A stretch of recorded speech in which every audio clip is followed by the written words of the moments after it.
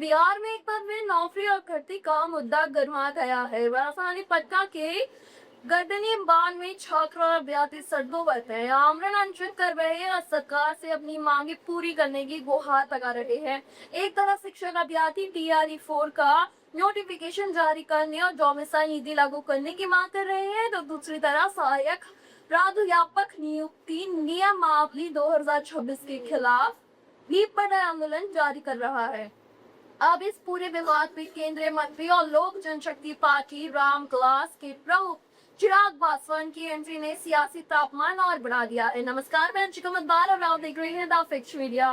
पटना के गर्दनीबाग में कई दिनों से छात्र धरना पर आमरण अनशन पर बैठे हैं। अभ्यर्थियों का आरोप है कि नई सहायक प्राध्यापक नियुक्ति नियमावली उनके हितों के खिलाफ है और इससे कई ऐसे प्रावधान हैं जिन पर पुनः विचार किया जाना चाहिए। वहीं TRE-4 के अभ्यर्थी लंबे समय से शिक्षक भर्ती की अगली प्रक्रिया शुरू करने और बिहार के युवाओं को प्राथमिकता देने के लिए डोमिसाइल नीति लागू करने की मांग कर रहे हैं।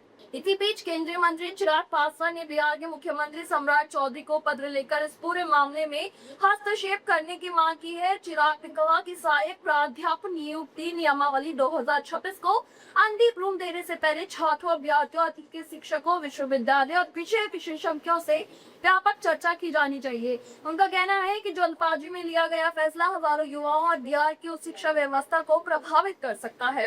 अपने पत्र में चिराग पासवान ने 6 महत्वपूर्ण मांगे भी रखी है। उन्होंने UGC रेगुलेशन 2018 के टेबल 3A को लागू करने, अधिकतम आयु सीमा 55 वर्ष करने, भर्ती प्रक्रिया को स्थायी और नियमित बनाने, डोमिसाइल नीति लागू करने, विश्वविद्यालयों की स्वायत्तता बनाए रखने और वर्षों से कार्यरत शिक्षकों को उचित अवसर देने की मांग की है। चिराग ने साफ कहा है कि शिक्षा और रोजगार जैसे संवेदनशील विषयों पर सरकार को सभी पक्षों की राय सुननी चाहिए। बिहार में भर्ती और रोजगार का मुद्दा सिर्फ छात्रों के आंदोलन तक सीमित नहीं रहा है, बल्कि ये राजनीतिक बहस का भी बड़ा विषय बन चुका है।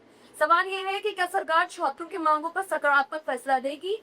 क्या TRE-4 का रास्ता साफ होगा या सहायक प्राथमिक नियमावली में गर्दनी बाग में आंदोलन जारी है और हजारों युवाओं की नजारा सरकार के अगले कदम पर टिकी हुई है।